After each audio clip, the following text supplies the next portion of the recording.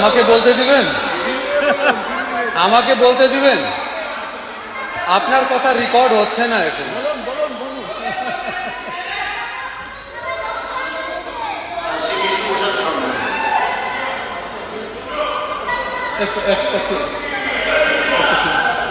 থামো থামো থামো থামো।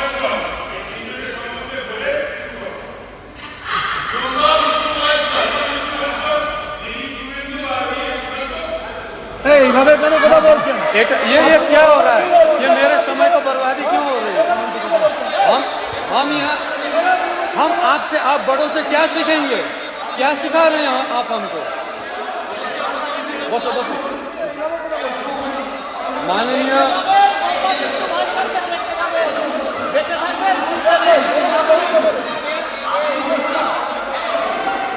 माननीय उपाध्यक्ष महोदय, जय शुभेंदु जय बोलो ना। मैं आज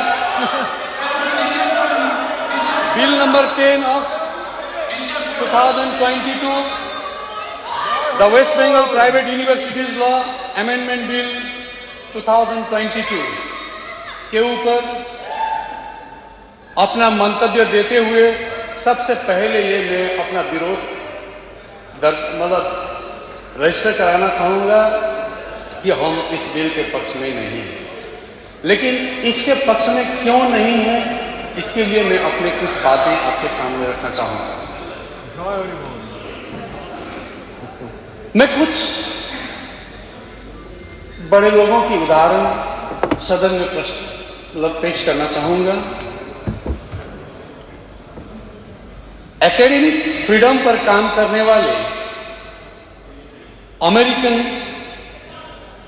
मिस्टर डेविड जोएल हॉर्विज, जिसने अपने दो बंधुओं के साथ एली लैरर और एंड्रयू जोन्स के साथ मिलकर एक शोध प्रकाशित किया था, एक रिपोर्ट।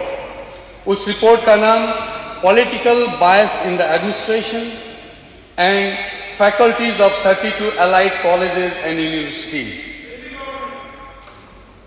मैं अमेरिका की बात कर रहा हूं।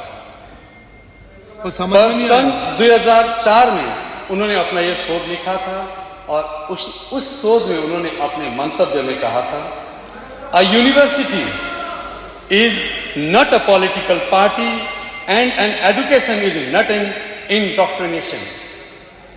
अर्थात एक विश्वविद्यालय एक राजनीतिक दल नहीं है और शिक्षा एक उपदेश नहीं है।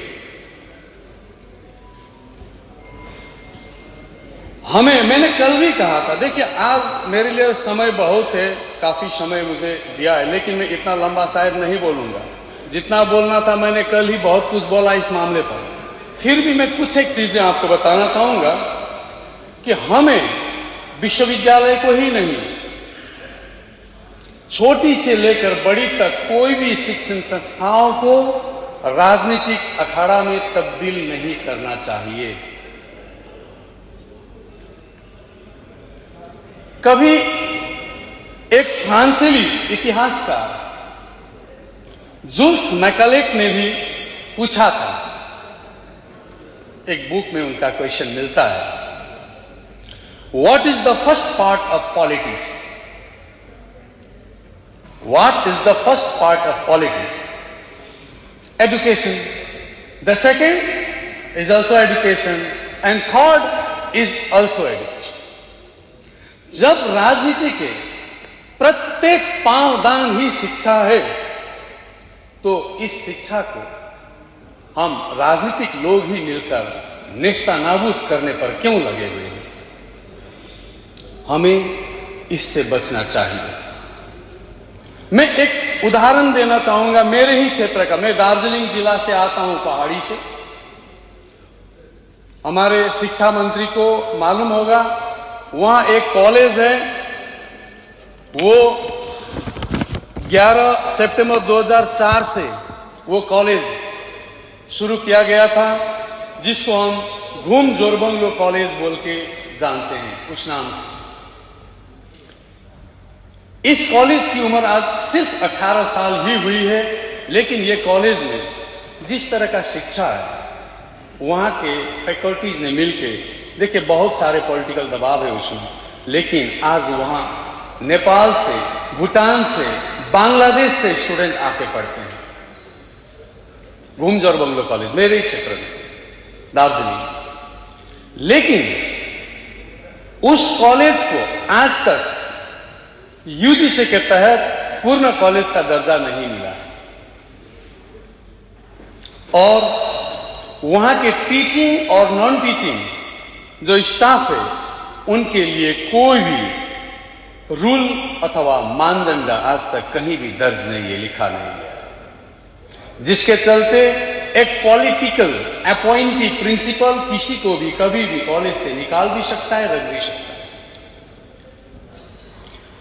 और आपको मालूम है आज विभिन्न कॉलेजों में, यूनिवर्सिटीज में जो शिक्षक है, जो टीचिंग स्टाफ है, उनका सैलरी कितना है?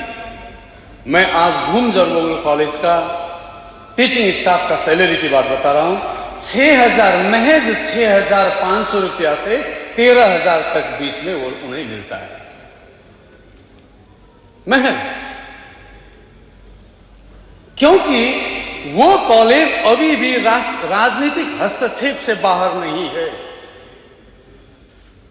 मैं इस सदन में इस बिल के माध्यम से, इस बिल पर बोल रहा हूं, इस बिल के माध्यम से मैं सरकार को यह आगाह करना चाहता हूं कि घूम जोरबंगलो कॉलेज के टीचिंग और नॉन टीचिंग स्टाफ और पूरी कॉलेज को भी न्याय मिले। तो मैं ये जो राजनीतिक हस्तक्षेप की बात कर रहा था, देखिए ये जो statement and of object in reason है, उसमें जो बातें कल लिखा गया था, कुछ ऐसे ही बातें आज भी सेम ही है।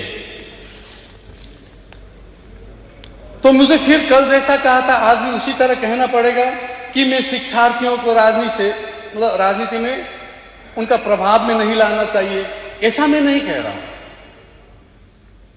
मैं विद्यार्थियों को राजनीति से दूर रखना नहीं चाहता हूं। देखिए, उनमें राजनीतिक जागरूकता बढ़ाना जितनी जरूरत है, उतनी ही जरूरत राजनीतिक नेताओं और राजनीतिक हस्तक्षेप से विद्यार्थियों को दूर रखना भी है। सिर्फ राजनीति की जागरूकता उनमें होनी चाहिए, हस्तक्षेप नहीं। हमें एक फर्क समझना चाहिए। एक छोटी सी फर्क मैं बताना चाहूंगा, वो समझना चाहिए। एक कुशल दूरदर्शी राजनीतिक नेता बनने के लिए शिक्षा अनिवार्य है। एक छोटी सी फर्क की बात बता रहा हूं। एक कुशल दूरदर्शी राजनीतिक नेता बनने के लिए शिक्षा अनिवार्य है, लेकिन कुशल शिक्षा हासिल करने के लिए राजनीतिक हस्तक्षेप की आवश्यकता नहीं है। ये छोटी सी, बल्कि राजनीतिक हस्तक्षेप शिक्षा जैसे व्यवस्था को अशुद्ध बनाती है, धूमिल बना सकती है। राजनीति, मुझे लगता है राजनीति सदैव जनता के हित हेतु करना चाहिए। राजनीति का आधार बहुजन हिताय, बहुजन सुखाय पर बना होना चाहिए। राजनीतिक हस्तक्षेप के चलते जो शिक्षा व्यवस्था बनेगी, उससे पैदा हुई शिक्षित समाज बहुजन हिताय नहीं कर सकती है। वह तो केवल सत्ता के निकट रहकर स्वांत हिताय, स्वांत सुखाय पर ही काम करेगी। मैं ये नहीं कहना चाहूंगा जैसे राज्यपाल उसमें कुलपति होते थे। अब अभी हमारे एक मित्र ने, हुमायूं कबीर ने उस बात का जिक्र किया। उन्होंने ये कहा कि राज्यपाल पहले यहां ये थे, वहां ये थे, वहां ये थे, वहां बहुत सारा उनका परिचय आपने दिया। इसका मतलब हमें यह समझ होती है कि वो एक अनुभवी व्यक्ति है जो अभी राजनीति से दूर है। उनके पास एक्सपीरियंस की कमी, उनकी एक्सपीरियंस तो आपने ही गिना दिया, लेकिन अभी वो सीधी राजनीति में नहीं है। और हम लोग सीधी राजनीति जो कर रहे हैं उनको वहां पर रखना चाह रहे हैं। मैं इस पर बेसी बताना नहीं चाहूंगा, मैं इस पर विरोधिता दर्ज कराना चाहता हूं, लेकिन मैं विरोध करने के लिए विरोधिता नहीं कर रहा हूं। शिक्षा एक तपस्या है,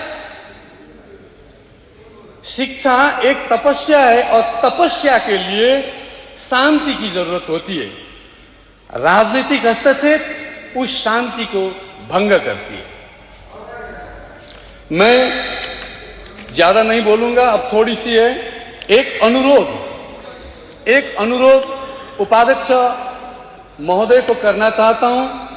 अभी ऑनरेबल मिनिस्टर ने आपके माध्यम से, डॉक्टर हुमायूं खान ने हमारे एक सदस्य अग्निमित्रा पॉल के ऊपर जो भी बोला, मुझे जहां तक ज्ञान है, मैं एक बहुत नया एमएलए हूं, लेकिन मुझे जहां तक ज्ञान है हम इस सदन में बैठकर किसी को सीधा व्यक्तिगत आक्षेप नहीं लगा सकते हैं, ये हमें इजाजत नहीं देती है। इसीलिए उन्होंने अग्निमित्र पॉल के ऊपर जो कुछ भी बोला, मैं उसको एक्सपोज किया जाए, मैं उपाध्यक्ष महोदय को रिक्वेस्ट करता हूं। इतना कहते हुए मैं अपना वक्तव्य यहीं समाप्त करता हूं। धन्यवाद।